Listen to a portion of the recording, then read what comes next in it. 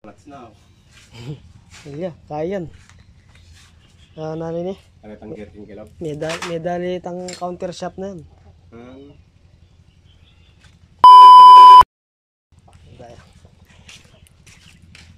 Yung mga paro, ito ano, tumirik lang sa daan. Hindi naman siya tumirik. Biglang parang freewheeling. Kahit na kinakambyo, hindi siya kumakagat. Yan. So, taga ano pa si bossing, taga kapas. Boss, kaya tayo ba? Center stand tayo. Yeah. Galing kasi ako na busy pati yung tatay ko umuwi ako. Condolence. So pag ganito mga par, sigurado dahil yung counter shop, yung lagayan ng sprocket na maliit, 100% yan. Yun ang nadadali. Kinakambyo mo ay pumasok. I mean ano pala, kinakambyo mo pumapasok siya pero hindi kumakagat. Primera hanggang kwarta hindi kakagat yan. Wala na. Oh. Akala ko nga nakatanggal lang yung kadena. yun, parang ganun yun, parang walang kadena.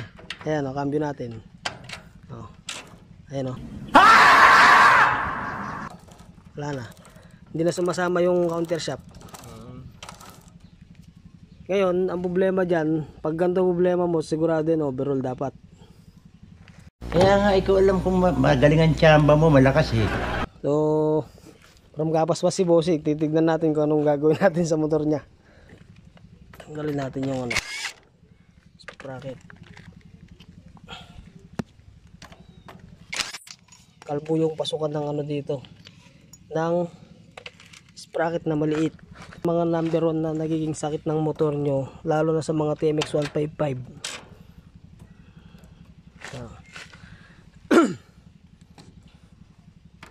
Madalas to TMX 155 o kaya mga 125 din. Sa mga Rusi, hindi pa naman kasi kailan lang ang mga Rusi.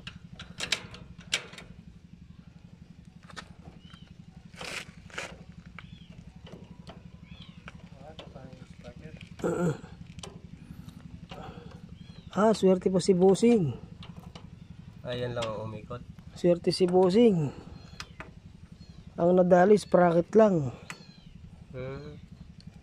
So ito yung mga possible na nagiging sira mga par sa ano, sa motor nyo pagka naka-steel bushing kayo. Ito boss oh. Steel bushing. Napapwersa siya no? Oo, ngayon, ang steel bushing kasi wala nang ano wala nang bounce, wala nang play. Ngayon ang nangyayari, pagka nabiglang bitaw ng clutch mo, ayan. So ito swerte pa nadali lang sprocket oh. Ayun, nakita ko yung ano niya eh. Bilog na. Medyo, ayun po, meron pa naman siya. Eh mga para tanggalan natin yung kadena. O, the moment of truth. Yun o. Swerte pa si Bossing. Laki swerte pa. Layo pa naman ang uwi niya kapas. Yan o. Oo. So ito yung sinasabi ko na pagka yung steel, yung hub nyo sa likod, naka-steel bushing, ito madadali. So buti itong kay Bossing, sprocket lang ang nadali sa kanya. Ito naubos to. Yan o. Yan. Yan o. Sprocket niya bilog na bilog. So, papalitan na lang natin to. Swerte pa si Bossing. So yung mga par, dahil bilog na yung sprocket ni Bossing. Yan, so malayo pa uwi niya. So wala tayo kasing tindang bagong sprocket. Pero ito goods pa to. Makapal pa. Vlogger yan, iba-vlog na eh. Hello po. Ayan o. Iba-vlog na eh. Vlogger yan. Yan. So ito yung papalit natin. Ayan o. Yan. Nano daw yung, nano ka nung account mo boss? Bola lang yan.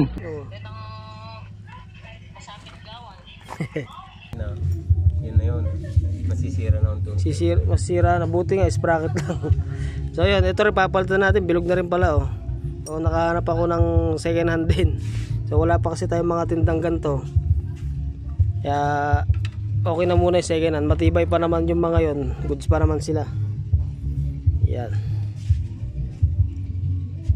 Yan oh.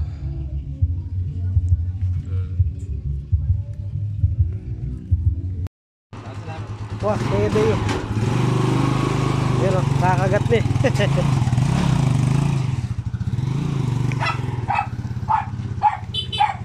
Ayan mga par, uwi pa si bossing ng Kapas. Peace out.